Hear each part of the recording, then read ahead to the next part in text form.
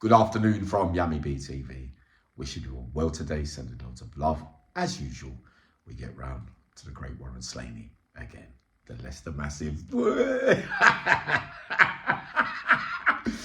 knockouts in 1 week. This is how it went. So, in Whitemore, right, when you come out for your dinner, there's tables and chairs down on the ones, because you've got ones, twos and threes, right? I used to live up on the threes. Warren was on the twos, not far from me, round about that side, because when I used to play the 80s rare grooves and the soul-y kind of tunes, he used to all shout out the window, "Yeah, me play that one back for me." I said, "Which one?" He said, "Dreaming." And Sugar Free. Yeah. He loved his soul music, Warren. Anyway, so when you get your dinner, you come through, you sit on the chairs, right? Sometimes, because Warren doesn't have many friends that he has around him, the truth be told, there's always one man who he loves in one jail. That's how it goes. The rest is just, hello, good, are you cool? Yeah, all right, sweet as. Yeah, sometimes I wonder I think Warren was half a Cockney as well sometimes. Sometimes I think he might have even been born in London. I'm not too sure. Don't quote me on that one, but I know that he lived in London at some stage in life when he was a youngster.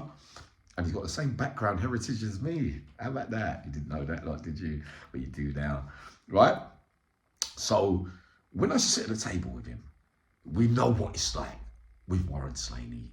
I've given you a couple of videos already. I don't think I've let you know how this week went, this 7 days in particular, right? So when I sit at the table with him and eat dinner and talk, and he runs his funny jokes, if you don't laugh, he looks at you a bit funny.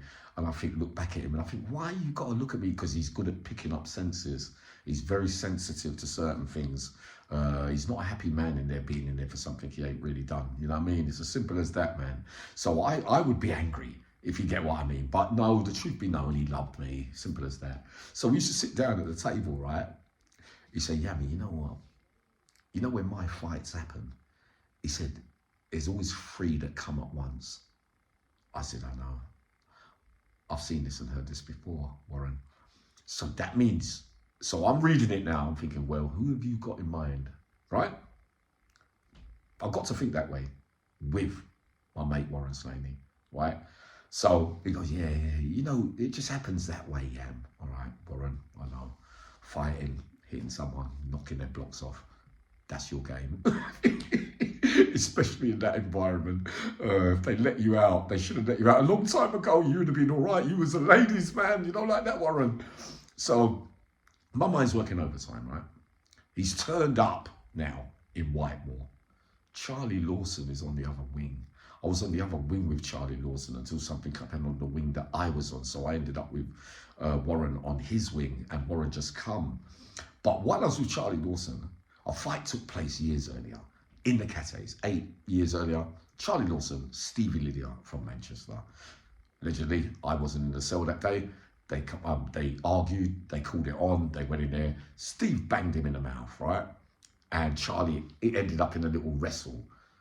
Stevie Lydia, his best mate at that time, is Warren Slayney. Warren, he hasn't let Warren know that he's fighting in the cell. But Warren would notice that you're not around and he will come looking for you. So Warren's turned up after the first bag's been thrown and they're in a little wrestle kind of thing. So Warren, even though Stevie Lydia can beat up many, many men, right? So, and Charlie can as well. Remember Charlie, them days, especially before that time I saw Charlie Lawson 8 years later, right? Charlie was like big and thingy, and Charlie knocks out a lot of screws and he has done loads of fights. It's not an easy win, right? That time there. So it ends up in a wrestle. Warren pushes open the door, comes in just as it's at that stage, and then gets in between, tries to bang him, but it's all mucky in there.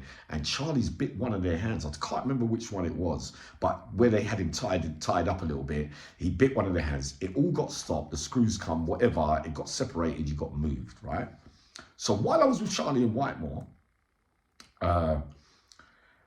he was saying to me, "Yeah, but Yummy, man, I would have won that day, you know. They never put me away. Look who was in the room with me." And I'm thinking, yeah, Charlie, really?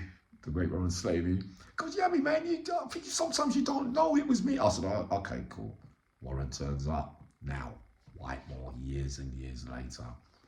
Charlie ain't doing his homework. He don't even know that he's in the jail, right? So it's even in gym. We go down the gym. Nelly's there, Leader's there. I think Mafia was there. I wouldn't be surprised if the Great Porky was there. I think even Tiny was there, right? So Warren, I realised, knew that he was going gym in the evening. He don't normally go gym in the evenings, Warren, during that stage. So I know now that Warren knows what list Charlie Lawson's on. So that means to me, he shouted across to the big man, Martin. He said, yeah, who's my man there? I need to address that. So I've clocked it straight away. Charlie, after the gym session, because Warren doesn't really do weights, he does a lot more fitness and the cross machines and the, the circuits and that kind of stuff, right? So Charlie's gone to get a shower early into the changing rooms, right?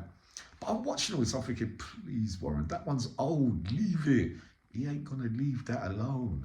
He bit one of you. That to Warren, that's never finished. If it ain't finished, he's gonna finish it at some stage. So Charlie's come out the shower, putting his clothes on. Warren says to me, Yummy, can you hold the door for me, please? Make sure no one don't come in. I thought, oh no, you ain't, are ya? He's walked into the changing room, shower room. Charlie's got his clothes on. Our Pete looked in. Slayney went like that with his legs. He wiped the floor, like, because the floor's wet. He wiped his feet on it and looked at Charlie. Charlie's face just went white as a ghost, and Charlie ain't no mug, You know what I mean? Let's get that right. And his face looked like, oh no, not you. But you didn't say that to me a few years earlier, Charlie. Warren's walked up to him. Charlie put his hands up. Warren just went bang, bang. It was all over. Your eyes split, all blood everywhere. I said, get out of here, Warren. Come out. So we come out. The medic people come. Charlie was sitting on the thing, and Charlie's my boy, we're not belittling nobody here.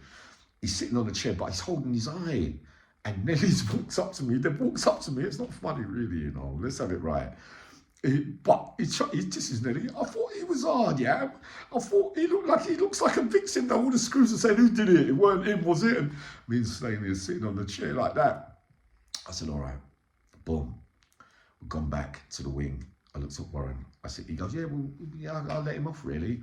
I said, all right, sweet as that. All right, Warren, all right, it's cool. But I'm thinking that's one. When you're talking about three, I wonder who the next two are. Because I watch him carefully. I know who he gets the ump with. Any little thing can niggle him. Even if you're somebody talking to somebody over there and he overhears it and he doesn't like your response to something, he'll look at me and go, I don't like him. So I've got to tick that one off. I think, boy, you better be careful. And I don't mind some of these other people, but I wouldn't put them before Warren anyway. So the next day, Charlie calls me to the fence, right? He says, Yummy. He's got the thing over his eye. He says, I can't fight that guy there. I said, I know. I said, nor can I. He said to me, but in my mind, I was thinking, but you didn't say that 6 months earlier before we got back down here. Do you see what I mean? Anyway, the second one, right? So that comes on top somehow. Warren gets moved to another spur because they're running out of ideas for him, right? So they put him on a spur with Tony was nearby. Everybody was there. Friday Pope, Charlie Tozer, all the main heads. No, Rookie Lee wasn't there. Everyone was there anyway in Whitemore at that time. So he's on another spurt. He don't like it. He's shouting at me saying, yeah, I don't like it over here, man. It's too quiet. I don't talk to no one. Someone pissing me off. I said, who? And he said, B, Cockney geezer, doing a life sentence. I don't want to call his name. But I said, yeah. I know he's not everyone's cup of tea, but what does it mean? Well, he said, nah, mate, I'm getting off here. Right. So one of those mornings, I heard some commotion. Not the bell. I was going to say the bell there. He's knocked him out. He's just got out of the chair downstairs. He says, I don't like the sound of you, mate. And he just knocked him clean out another one's eye on the floor. All right, boom.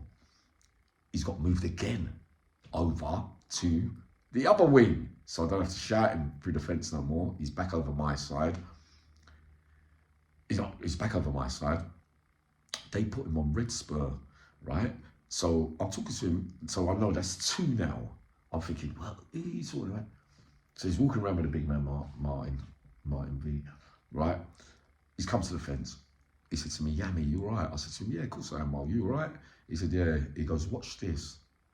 I said, no, not again. So this is 7 days now after the first fight. He's walked up. I'm sure these brothers were from Leicester or Nottingham. Carlos and something else. I think they were Italian, you know. But they was cool, you know what I mean? But something's happened where he don't like them. And he just sets the pace and all that. Something was said on the yard before he came to the fence to me. Watch this, you know, Yami. They're walking around. You've gone up to him. Oh, yeah, remember last night? Or something like that. Bang. His ears bleeding and everything. They walk him out, walk him off. Blah, blah, blah, blah, blah, blah. He goes, you see that, Yami? You see? That's 3 in 1 week. I always tell you it comes in threes, don't I? I said, oh, Warren. No, but it does. That's the way that he wants it to be. Do you see what I mean with Warren? He just wakes up because he has little periods where there's no trouble because he's a cool geezer. He don't really start. He's not a bully or nothing, man. No, he ain't. He ain't no bully, man. He's too short to be a bully. There's many bigger men. Everyone he fights is bigger than him. In certain respects, if you get what I mean. But those piercing blue eyes, when they're looking at you and he's coming for you, you better be on the same wavelength. He's cooled down now. He's doing his sentence properly now, Miriam.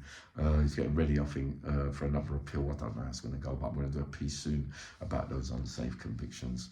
But just thought I'd share that with you today. Coming up shortly, another live, and maybe the Reggie Cray story that I've been promising you all week.